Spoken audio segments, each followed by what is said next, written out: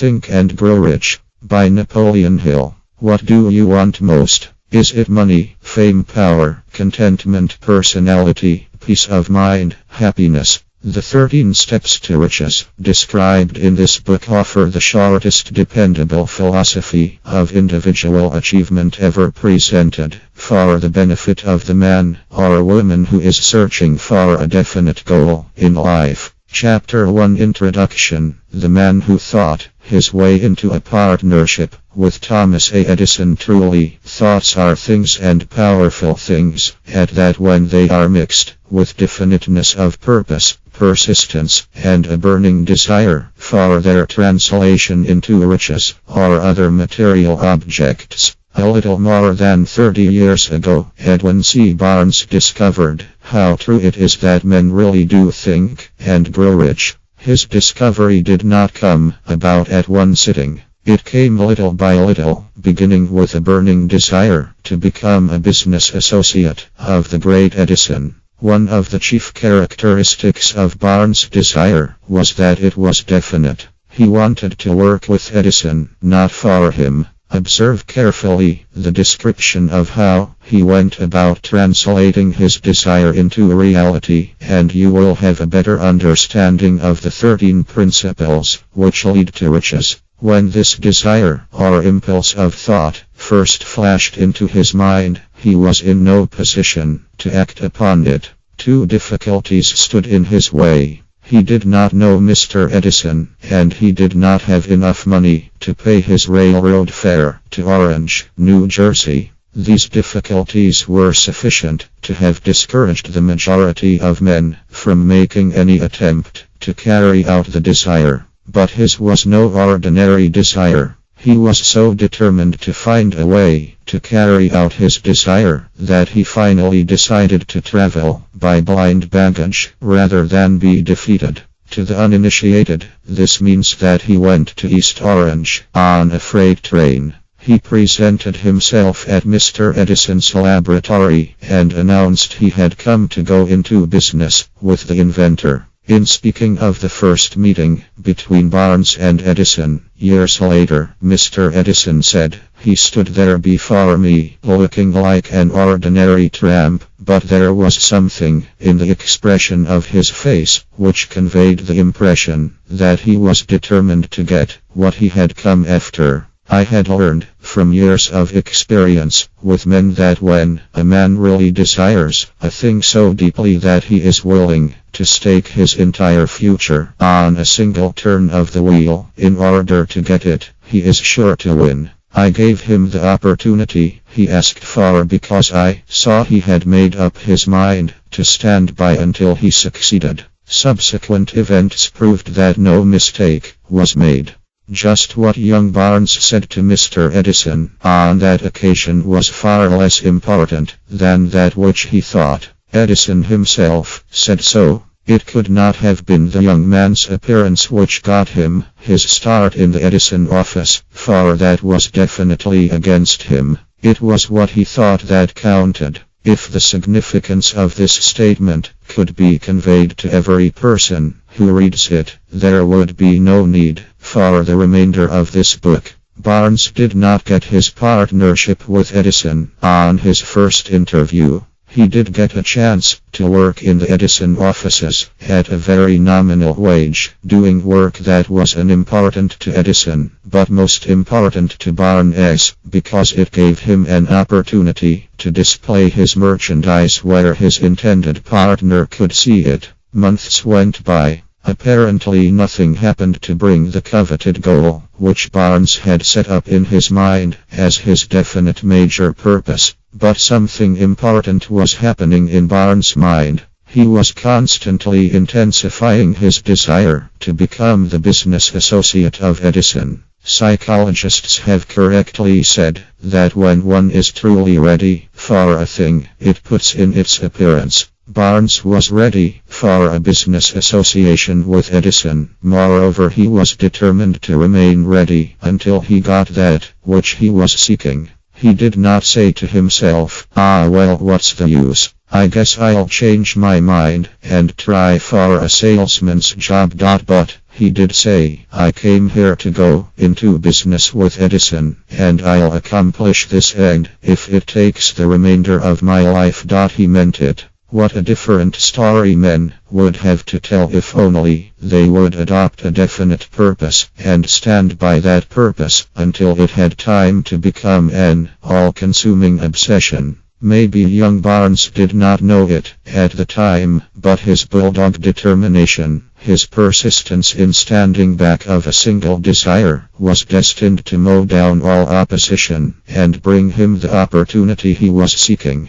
When the opportunity came, it appeared in a different form and from a different direction than Barnes had expected. That is one of the tricks of opportunity. It has a sly habit of slipping in by the back door, and often it comes disguised in the form of misfortune or temporary defeat. Perhaps this is why so many fail to recognize opportunity. Mr. Edison had just perfected a new office device, known at that time as the Edison dictating machine, now the Ediphone. His salesmen were not enthusiastic over the machine.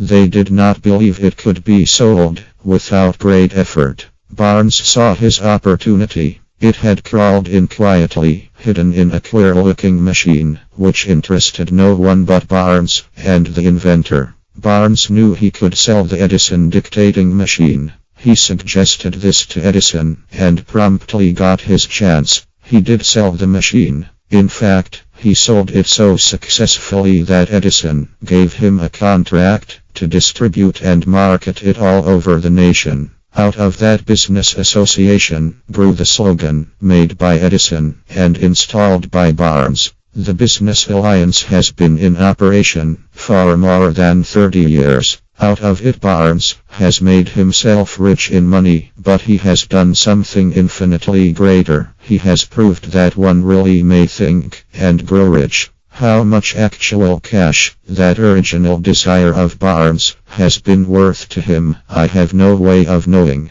Perhaps it has brought him $2 or $3 million, but the amount, whatever it is, becomes insignificant when compared with the greater asset he acquired in the form of definite knowledge that an intangible impulse of thought can be transmuted into its physical counterpart by the application of known principles. Barnes literally thought himself into a partnership with the great Edison. He thought himself into a fortune. He had nothing to start with, except the capacity to know what he wanted, and the determination to stand by that desire until he realized it.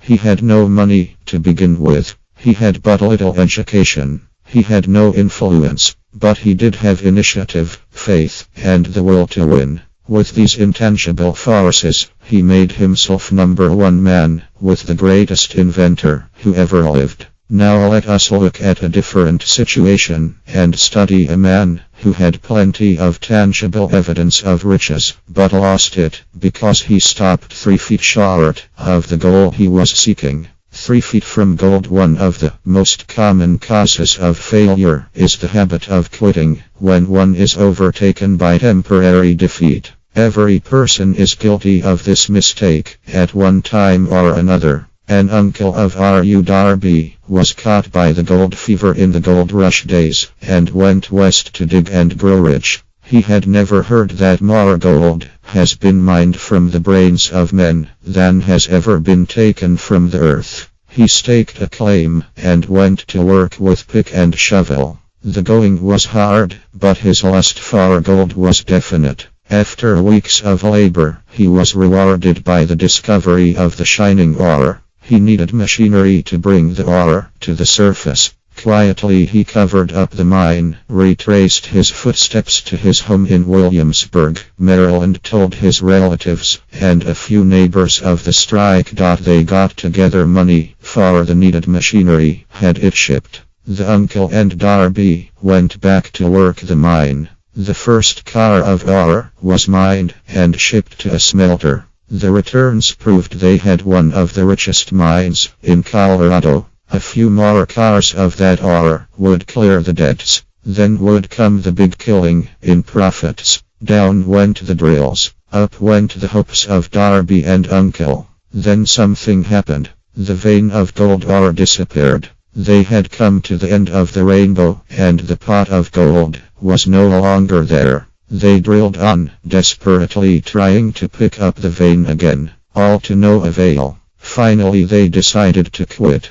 They sold the machinery to a junk man for a few $100 and took the train back home. Some junk men are dumb, but not this one. He called in a mining engineer to look at the mine and do a little calculating. The engineer advised that the project had failed because the owners were not familiar with fault lines. His calculations showed that the vein would be found just 3 feet from where the Darbys had stopped drilling. That is exactly where it was found. The junk man took millions of dollars in ore from the mine because he knew enough to seek expert counsel before giving up. Most of the money which went into the machinery was procured through the efforts of R.U. Darby, who was then a very young man. The money came from his relatives and neighbors because of their faith in him. He paid back every dollar of it, although he was years in doing so.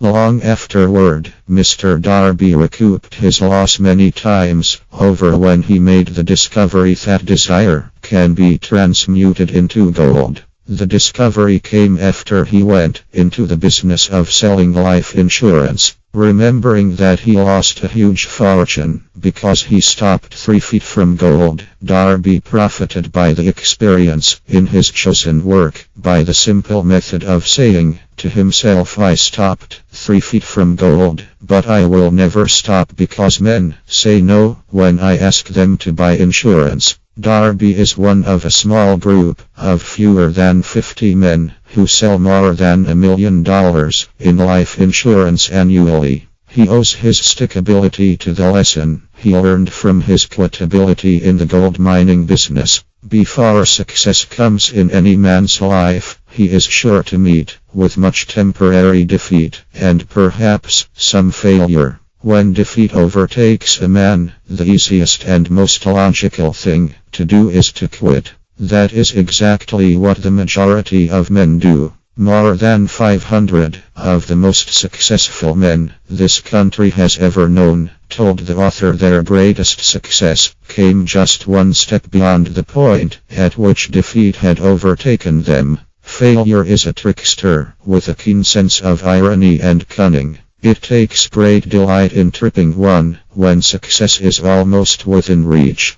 A 50-cent lesson in persistence. Shortly after Mr. Darby received his degree from the University of Hard Knocks and had decided to profit by his experience in the gold mining business, he had the good fortune to be present on an occasion that proved to him that no does not necessarily mean no. One afternoon, he was helping his uncle grind wheat in an old-fashioned mill. The uncle operated a large farm on which a number of colored sharecrop farmers lived. Quietly, the door was opened, and a small colored child, the daughter of a tenant, walked in and took her place near the door. The uncle looked up, saw the child, and barked at her roughly, "What do you want?" Meekly, the child replied, "My mammy say send her 50 cents. "I'll not do it," the uncle retorted. "Now you run on home." "Yes," the child replied,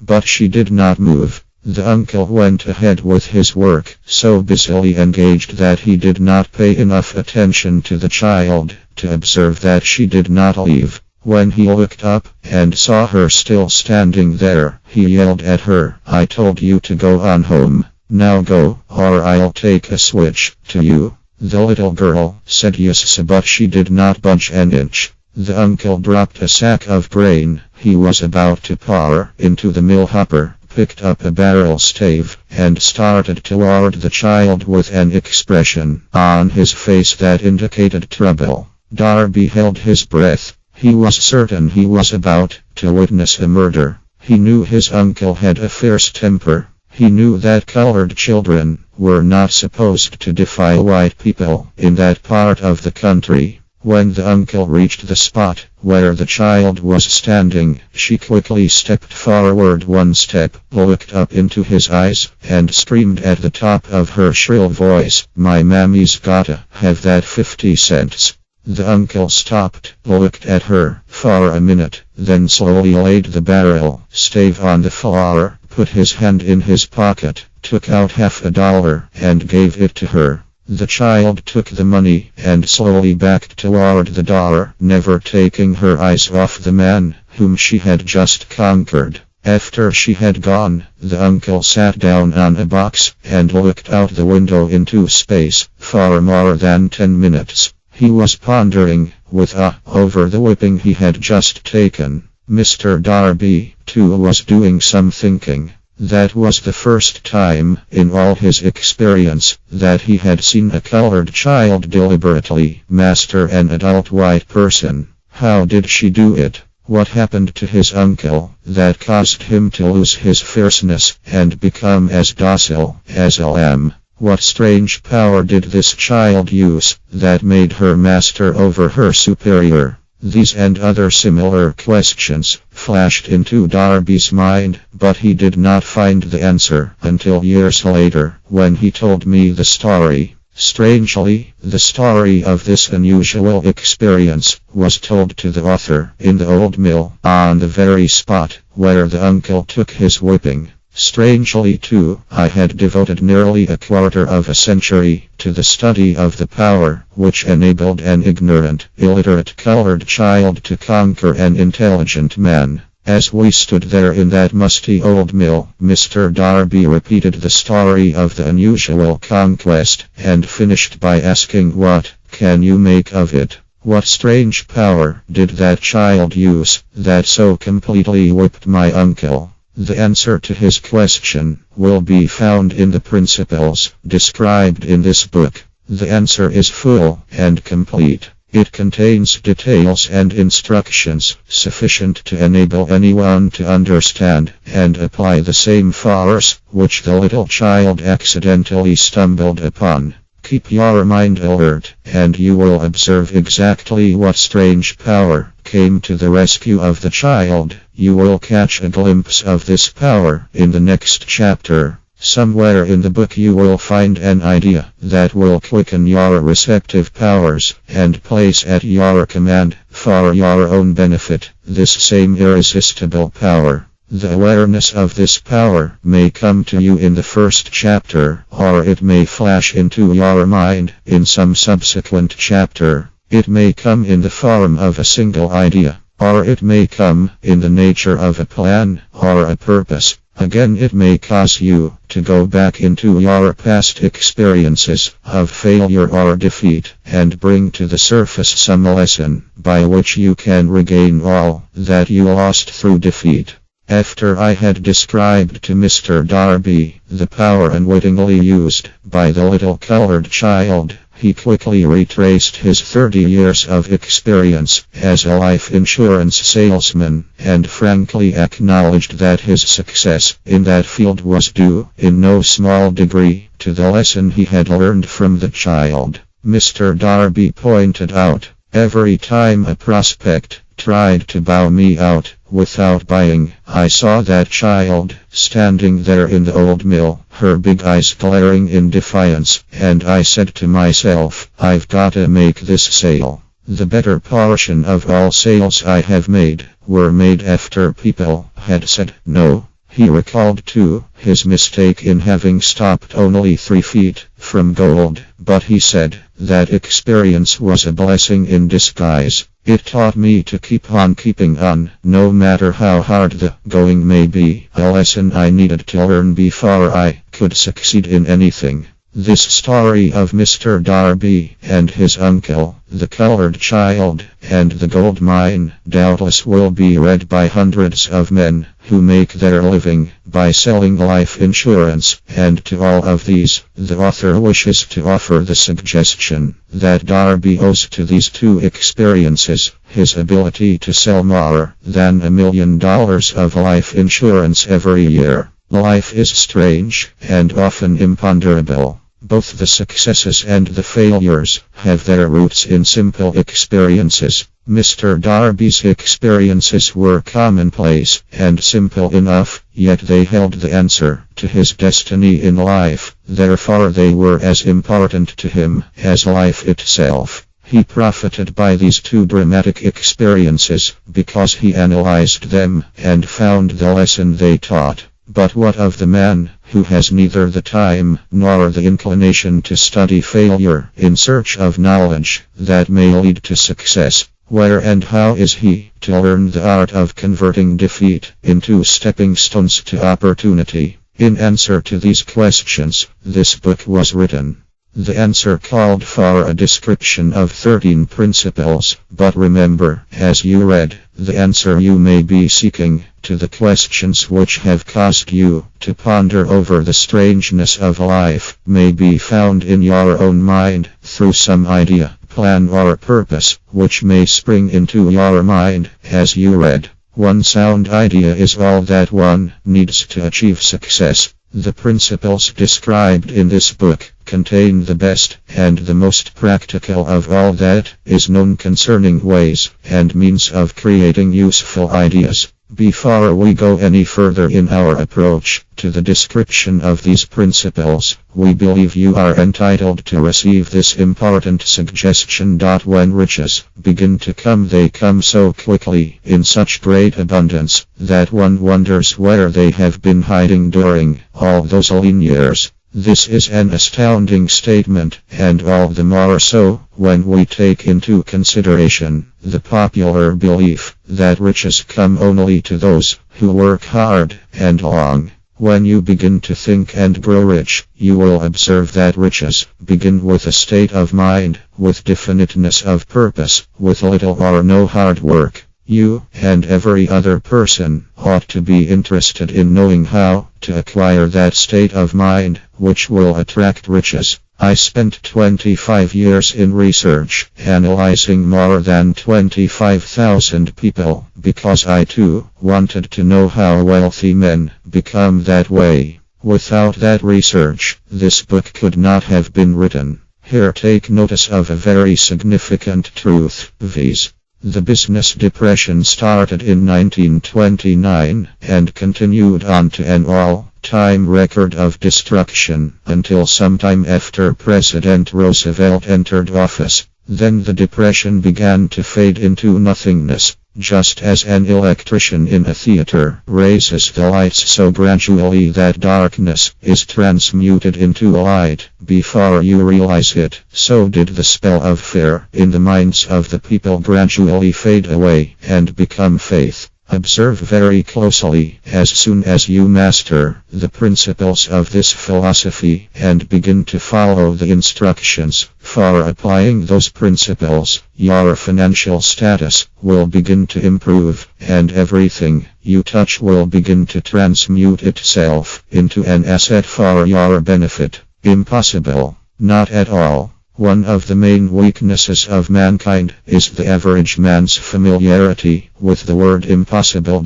He knows all the rules which will not work. He knows all the things which cannot be done. This book was written for those who seek the rules which have made others successful and are willing to stake everything on those rules. A great many years ago I purchased a fine dictionary. The first thing I did with it was to turn to the word impossible and neatly clip it out of the book. That would not be an unwise thing for you to do. Success comes to those who become success conscious. Failure comes to those who indifferently allow themselves to become failure conscious. The object of this book is to help all who seek it to learn the art of changing their minds from failure consciousness to success consciousness. Another weakness found in altogether too many people is the habit of measuring everything and everyone by their own impressions and beliefs. Some who will read this will believe that no one can think and grow rich. They cannot think in terms of riches because their thought habits have been steeped in poverty, want, misery, failure, and defeat. These unfortunate people remind me of a prominent Chinese who came to America to be educated in American ways. He attended the University of Chicago. One day President Harper met this young Oriental on the campus, stopped to chat with him for a few minutes, and asked what had impressed him as being the most noticeable characteristic of the American people. "Why," the Chinaman exclaimed, "the queer slant of your eyes. Your eyes are off slant.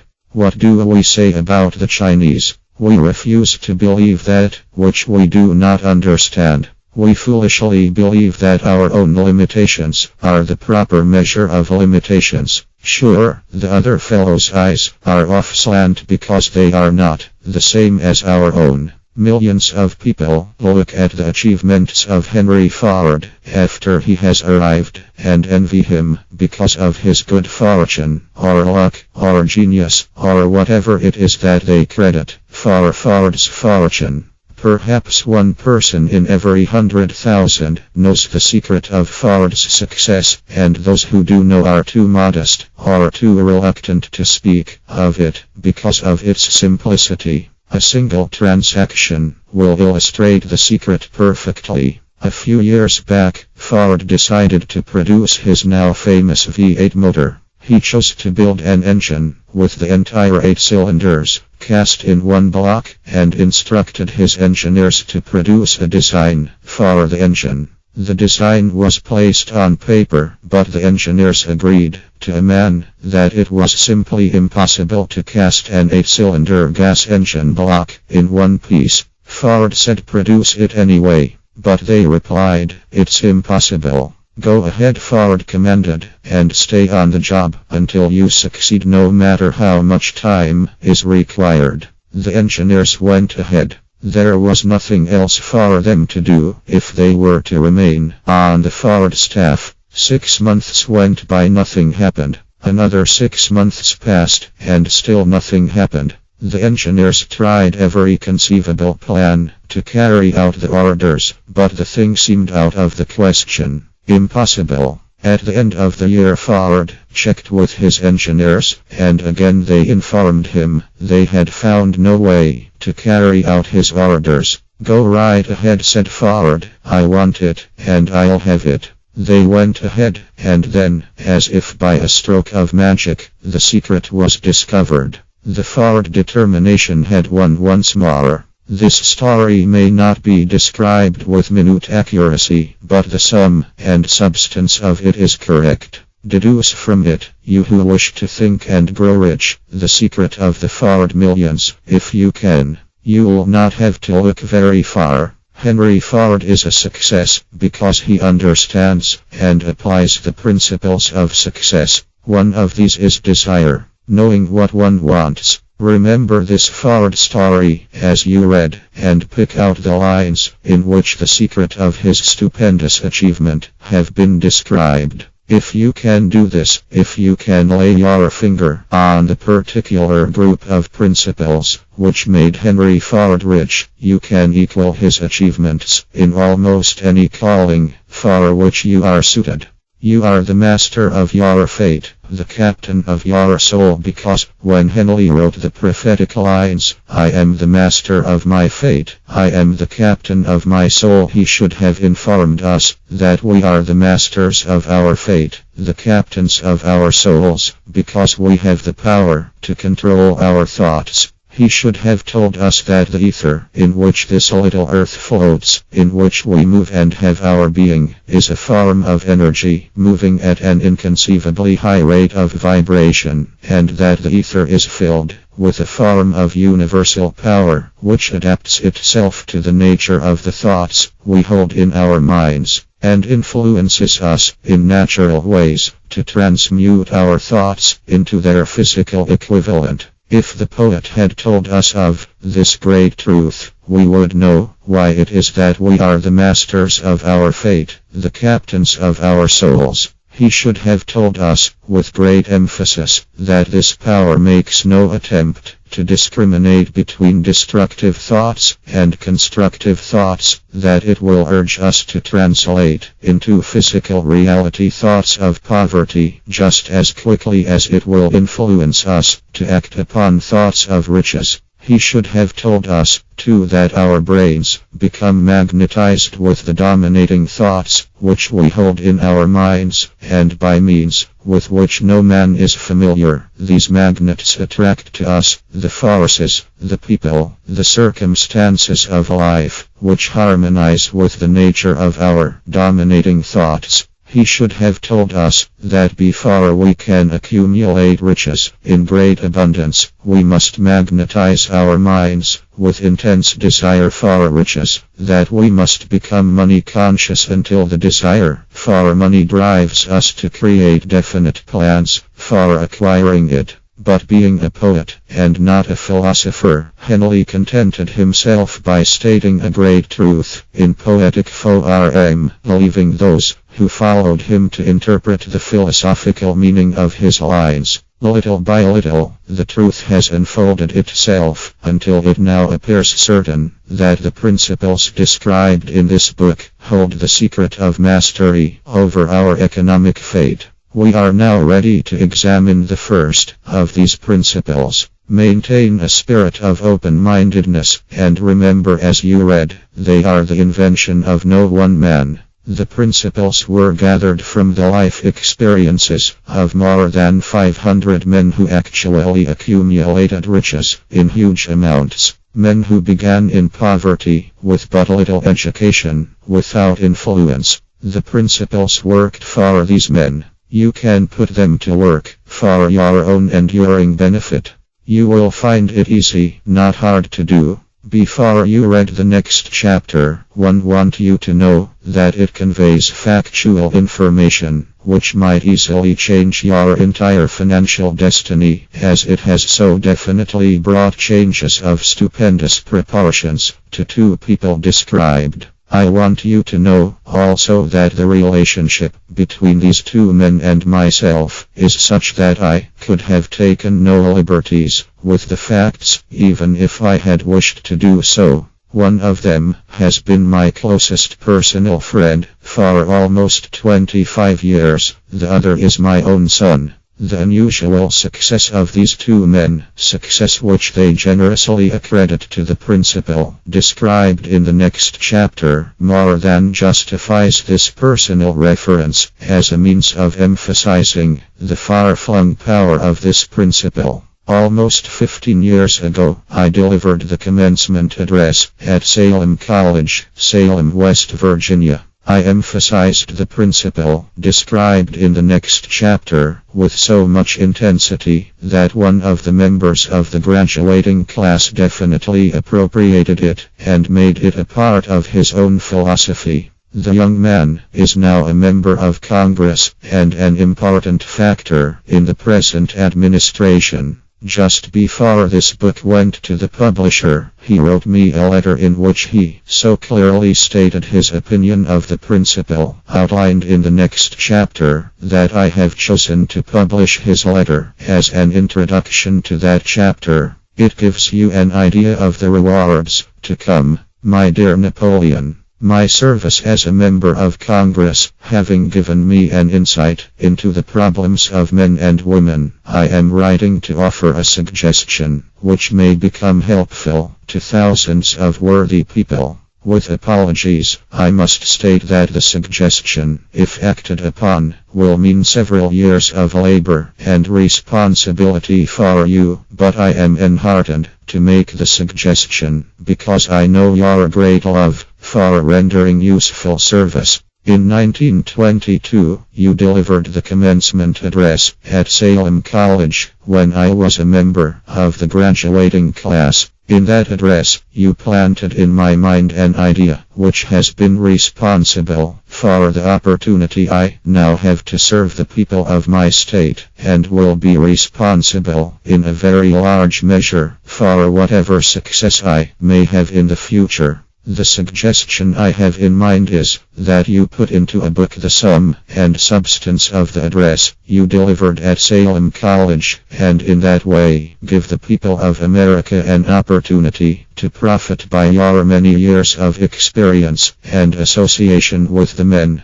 who by their greatness have made America the richest nation on earth. I recall, as though it were yesterday, the marvelous description you gave of the method by which Henry Ford, with but little schooling, without a dollar, with no influential friends, rose to great heights. I made up my mind then, even before you had finished your speech, that I would make a place for myself, no matter how many difficulties I had to surmount. Thousands of young people will finish their schooling this year, and within the next few years, every one of them will be seeking just such a message of practical encouragement as the one I received from you. They will want to know where to turn, what to do, to get started in life. You can tell them because you have helped to solve the problems of so many people. If there is any possible way that you can afford to render so great a service, may I offer the suggestion that you include with every book one of your personal analysis charts, in order that the purchaser of the book may have the benefit of a complete self-inventory, indicating as you indicated to me years ago exactly what is standing in the way of success. Such a service as this, providing the readers of your book with a complete, unbiased picture of their faults and their virtues, would mean to them the difference between success and failure.